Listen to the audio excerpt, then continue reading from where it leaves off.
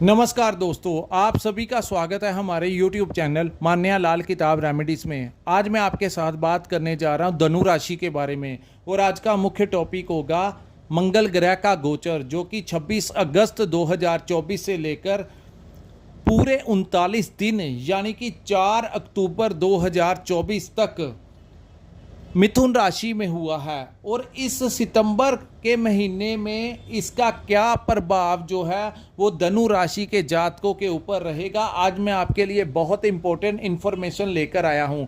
क्योंकि दोस्तों, आज की जो ये वीडियो है उस ग्रह के बारे में है जिसको ग्रहों का सेनापति और बहुत बड़ी एनर्जी कहा जाता है। जैसे कि अन्य ग्रहों के अपने ही अधिकार क्षेत्र होते हैं। शनि देव को कर्मों का देवता कहा जाता है, चंद्रमा को लिक्विड मनी कहा जाता है, धन का स्वामी कहा जाता है, देवगुरु बृहस्पति को ज्ञान का देवता कहा जाता है, शुक्र को भौतिक सुख संसाधनों का देवता कहा जाता है। ऐसे ही मंगल एक ऐसी एनर्जी है जिसके बिना हम अपना कार्य जो है वो एक्टिवली नहीं कर सकते। आपने देखा होगा जो बड़े डिफेंस के बड़े अधिकारी होते हैं, जो मिलिट्री के बड़े ऑफिसर्स होते हैं, पुलिस एडमिनिस्ट्रेशन के बड़े ऑफिसर्स होते हैं, जो बड़े स्पोर्ट्समैन होते हैं, खिलाड़ी होते हैं, ये कोई भी कार्य जो है वो बड़ी निडरता के साथ करते हैं। और इनका जो एटीट्यूड होता है वो साधारण इंसान से इनको एक अलग ही पहचान दिलाता है। क्योंकि इनके ऊपर सबसे ज़्यादा अगर किसी ग्रह का प्रभाव होता है तो वो मंगल ग्रह का होता है, जिसके कारण ये जो जब भी बात करते हैं तो इनकी बात में बड़ा दम होता है। साधारण इंसान जो काम सोच ही नहीं सकता ये वो भी कार्य कर लेते हैं। आपने देखा होगा कुछ लोग स्काई डाइविंग करते हैं, अंडर वाटर स्विमिंग करते हैं, जिसको साधारण इंसान जिसको देखने से ही डर जाता है, भयभीत हो जाता है, ये बड़ी आसानी से बड़ी निडरता के साथ बड़े से बड़ा कार्य जो है ये कर लेते हैं। सो आप समझ सकते हैं कि मंगल कितनी बड़ी ऊर्जा है जिसको हम अपनी ज़िंदगी में इसको हम इग्नोर नहीं कर सकते। सो दोस्तों, कुछ लोग आपके आसपास आपने देखे होंगे जो अपना काम बड़े एक्टिवली करते हैं, और कुछ लोग होते हैं जिनके पास धन भी होता है, पैसा भी होता है, गाड़ी भी होती है, लेकिन वो बड़े लेजी होते हैं, उनका कोई काम करने का मन नहीं करता, बड़े ढीले से एक्टिव नहीं वो रह पाते क्योंकि मंगल कहीं ना कहीं उनकी कुंडली में कमज़ोर होता है। सो एक ऐसी बड़ी एनर्जी जब भी ग्रह गोचर करती है तो उसका अपना ही एक प्रभाव जो होता है वो देखने को मिलता है। सो आइए बताते हैं कि ये जो सामने मैंने कुंडली बनाई है जहां पर 9 नंबर लिखा है, धनु लिखा है, ये आपकी चंद्र राशि की कुंडली है। और चंद्र राशि के अनुसार ही जैसे जैसे ग्रहों का गोचर होता है वैसा वैसा प्रभाव हमारी जिंदगी में देखने को मिलता है। सो दोस्तों, यहाँ पर मंगल जो है वो आपके 7वें भाव में विराजमान है। तो यहाँ पर ये आपको क्या प्रभाव देंगे? मंगल जो है वो आपकी कुंडली के अनुसार आपके 5वें भाव के और आपके 12th हाउस के स्वामी हैं। सो इन दोनों भावों के स्वामी का 7वें भाव में बैठने से क्या प्रभाव जो है वो आपके जीवन के ऊपर रहेगा? सबसे पहले दोस्तों 7वें भाव के बारे में जानते हैं। 7वां भाव जो होता है वो हमारे पार्टनर का भाव होता है, यानी कि बिजनेस में।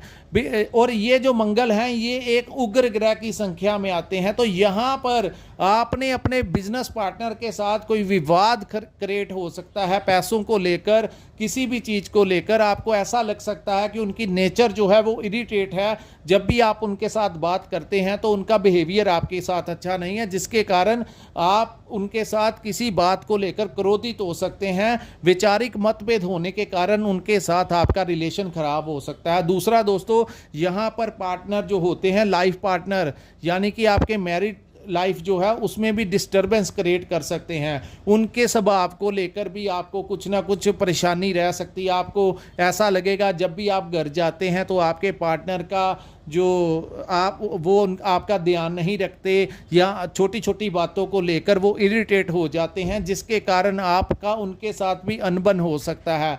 सो जो दोस्तों, ज्योतिष शास्त्र का सबसे बड़ा फायदा यही होता है कि जब समय अनुकूल होता है तो हम आपको बता देते हैं कि ये समय आपके फेवर में है, आप कोई भी काम कर लीजिए। लेकिन अगर समय अच्छा नहीं होता तो एक सही एस्ट्रोलॉजर का आप लोगों को गाइड करना कि ये समय अच्छा नहीं है, तो आपको कैसे सावधानी पूर्वक सतर्क रहकर आगे बढ़ना है, इसके बारे में आपके साथ डिस्कस करना, ताकि आप इस समय को कैसे मैनेज करना है उसको आप ध्यान पूर्वक सुन सकें, और वो चीज़ें अपनी लाइफ में अगर आप इम्प्लीमेंट करेंगे तो ये आपको बाद में ज़्यादा परेशानी नहीं आएगी। यहाँ पर आपकी लव लाइफ को भी ये डिस्टर्ब कर सकते हैं, जैसा कि मैंने कहा कि ये पार्टनर का भाव है और उग्र ग्रह की संख्या में मंगल आते हैं, तो वहाँ पर आपके रिलेशंस खराब कर सकते हैं। इस समय आप अपने काम काज को लेकर परेशान रह सकते हैं। आपको ऐसा लगेगा कि आप मेहनत कर रहे हैं, लेकिन उतना प्रयास करने के बावजूद भी धन की आगमन उस स्पीड से नहीं आ रही, यानी प्रॉफिट को लेकर, काम काज को लेकर आपकी परेशानी बढ़ सकती है।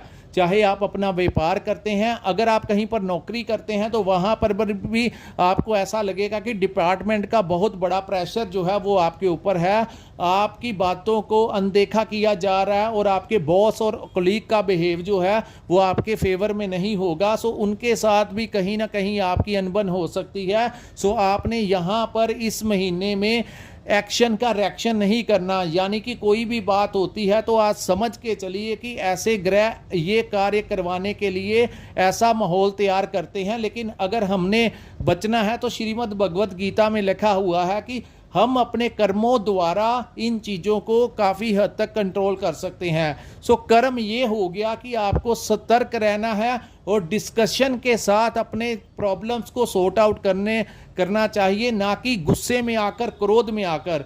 यहाँ पर किसी के कहने के ऊपर कोई बड़ा इन्वेस्टमेंट मत कर देना, नहीं तो आपको आर्थिक नुकसान होने की संभावनाएं हैं। और अपना कार्य आप खुद कीजिए, किसी के ऊपर अगर आप डिपेंड रहेंगे तो वहाँ से आपको कोई ना कोई धोखा मिल सकता है। सो आप इस समय बिल्कुल भी लापरवाही मत कीजिए, किसी भी कार्य को लेकर सतर्क रहिए, अवेयर रहिए, और खुद ही जांच कर ध्यानपूर्वक वो कार्य कीजिए। किसी भी काम को लेकर जल्दबाजी नहीं करनी, क्रोध नहीं करना, पेशेंस रखकर आपको कार्य करना है।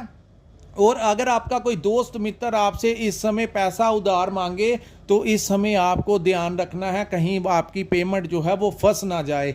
सो ये समय जो है वो आपकी फेवर में इन चीज़ों को लेकर नहीं है, आपको सावधानी पूर्वक ये समय जो है वो निकालना है। दोस्तों, इस समय हेल्थ को लेकर कंधों में आपको दर्द रह सकता है, आपके शोल्डर्स जो हैं वहाँ पर कुछ दर्द रह सकता है, या पाँव में आपको कुछ दर्द सा महसूस हो सकता है। सो यहाँ पर भी मैं आपको कहूँगा कि जब ग्रह गोचर, क्योंकि गुरु बृहस्पति भी आपके छठे भाव में गोचर कर रहे हैं, तो यहाँ पर हेल्थ से संबंधित समस्याएं ना आए, इसीलिए मैं आप बार बार कहता हूं कि अपनी एज के अकॉर्डिंगली 24 घंटे जैसे काम के लिए ज़रूरी हैं, हर चीज़ के लिए ज़रूरी है, ऐसे ही अपनी हेल्थ के लिए भी कुछ समय रूटीन में निकालना सीखिए, ताकि आप इन चीज़ों की पकड़ से बाहर रह सकें। यानी कि आप डेली रूटीन में कुछ ना कुछ एक्सरसाइज करते रहें, ताकि हेल्थ के ऊपर ग्रहों का कोई दुष्प्रभाव ज़्यादा ना पड़ सके। चाहे आप व्यायाम कीजिए, वॉक कीजिए अगर आप ज़्यादा एज में हैं, अगर आप हेल्थ क्लब ज्वाइन कर सकते हैं, योगा कर सकते हैं, कुछ भी कीजिए, लेकिन फिजिकली एक्टिव रहिए, ताकि दोस्तों हेल्थ इज़ वेल्थ। अगर आपकी सेहत अच्छी रहेगी तो आप ज़िंदगी में कुछ भी कर लेंगे, लेकिन अगर ग्रहों की अवस्था के कारण सेहत को कुछ नुकसान होता है तो इंसान की सोचने की क्षमता ही नहीं रहती। और ये आपके संतान भाव के भी स्वामी हैं, सो संतान के साथ कोई मतभेद हो सकते हैं, संतान की हेल्थ को लेकर, उनके करियर को लेकर कोई समस्या आपको रह सकती है, चिंतित कर सकती है, परेशानी में डाल सकती है। तो ये समय जो है आपने उनकी हेल्थ को लेकर थोड़ा सतर्क रहना है। और यहाँ पर ट्रैवलिंग करते हुए, क्योंकि ये आपके ट्रैवलिंग भाव के भी स्वामी हैं, आपको ऐसा लगेगा कि खर्चा जो है वो आपका आमदन से ज़्यादा हो रहा है, यानी कि आमदनी अठन्नी और खर्चा रुपए वाली सिचुएशन सितंबर के महीने में रहने वाली है। और क्योंकि आपको चाहिए कि बड़े मैनेज करके अपने खर्चों को कंट्रोल कर लेना, अन्यथा ये ग्रह जब आते हैं तो कई बार किसी भी चीज़ के ऊपर आपका कोई ओवर खर्च करवा जाते हैं। तो आपने एक दूसरी बात, क्योंकि ये ट्रैवलिंग के भाव के भी स्वामी हैं, तो आपने यात्राओं को जितना पेंडिंग हो सके उतना पेंडिंग कीजिए। कोई बहुत ही ज़्यादा ज़रूरी है तो आप जा सकते हैं, लेकिन कोशिश कीजिए कि इस समय जितना ट्रैवलिंग कम कर सकते हैं उतना ही ट्रैवलिंग कम कीजिए, क्योंकि मंगल मैंने जैसे वीडियो में स्टार्टिंग में कहा कि कोई ये छोटी मोटी ऊर्जा नहीं है। जब ये ग्रह गोचर के दौरान अच्छे भाव में आते हैं तो बड़ा अच्छा परिणाम देते हैं, लेकिन अगर किसी खराब भाव में आ जाते हैं तो हम लोगों को इस एनर्जी को इग्नोर नहीं करना चाहिए और बड़े सतर्क रहकर, अवेयर रहकर ही आगे बढ़ना चाहिए। किसी की बातों में आकर कोई बड़ा रिस्क मत लेना इस समय। और दूसरा दोस्तों, जब स्थितियां ऐसी होती हैं तो कहीं ना कहीं आपको अपने कॉन्फिडेंस में कुछ गिरावट सी महसूस होगी। आपको ऐसा लगेगा कि इन परिस्थितियों को आप मैनेज नहीं कर पा रहे, अपने आप को आप सक्षम महसूस नहीं करेंगे। आपको ऐसा लगेगा कि मैं इन स्थितियों को जो पैदा हो चुकी हैं आपके काम काज के ऊपर, आपके पारिवारिक लाइफ में, आपको कहीं ना कहीं एक समझ नहीं लगेगा कि मैं इनको कैसे कंट्रोल करूं, कैसे हैंडल, कैसे टैकल करूं। ये लेकिन घबराइए नहीं, ये समय जो है ये सितंबर के महीने के बाद निकल जाएगा। फिर जब ग्रह परिवर्तन होते हैं तो आपका जो समय है वो बदल जाता है। धैर्य रखिए, जल्दबाजी में कुछ नहीं करना, क्रोध नहीं करना और अपनी हेल्थ का बिल्कुल ध्यान रखेंगे तो आपके कर्म जो हैं वो इन ग्रहों से ऊपर हो जाएंगे।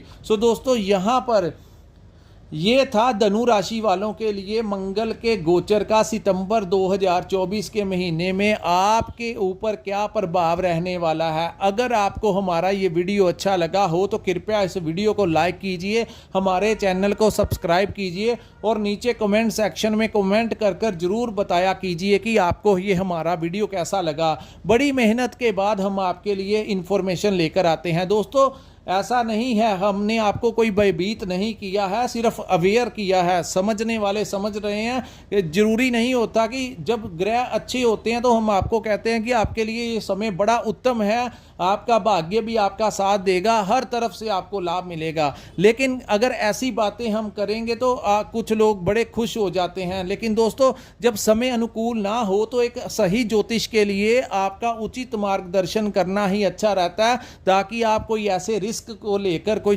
परेशानी ना आपके ऊपर आ जाए। परेशानी बाद में बड़ा खराब करती है इंसान को। हमको जो अच्छा लगा, जो सही राइट गाइडेंस लगा, वही हमने आपको दे दिया। नीचे कमेंट जरूर किया कीजिए ताकि हमें एक इंस्पिरेशन मिलता रहे कि हम आपके लिए, धनु राशि वालों के लिए, जब भी ग्रहों का गोचर हो, जो जानकारी हमारे आपके लिए उत्तम होगी हम आपके लिए वैसे ही लाते रहेंगे। और ये तो सिर्फ मंगल के गोचर के बारे में मैंने बताया। अगर आपको ने अपनी जन्म कुंडली का विश्लेषण करवाना होगा तो कृपया एक नंबर स्क्रीन के ऊपर दिया हुआ है, लेकिन अगर आपके पास अपना डेट ऑफ बर्थ और टाइम है तभी आप हमारे साथ संपर्क कीजिए। अगर आपने जानना है कि आपके ग्रह क्या कहते हैं और आपने आपके लिए क्या अच्छा रहेगा और किन रास्तों से आपने सावधान रहना है ज़िंदगी में, तो वो सारी चीज़ें आपके बर्थ कुंडली में ही मेंशन होती हैं। अगर आपने उसका विश्लेषण करवाना होगा तो कृपया आप हमारे साथ संपर्क कर लेना। दोस्तों, इसी के साथ इस वीडियो को मैं विराम लगाता हूँ। नमस्कार, जय माता दी।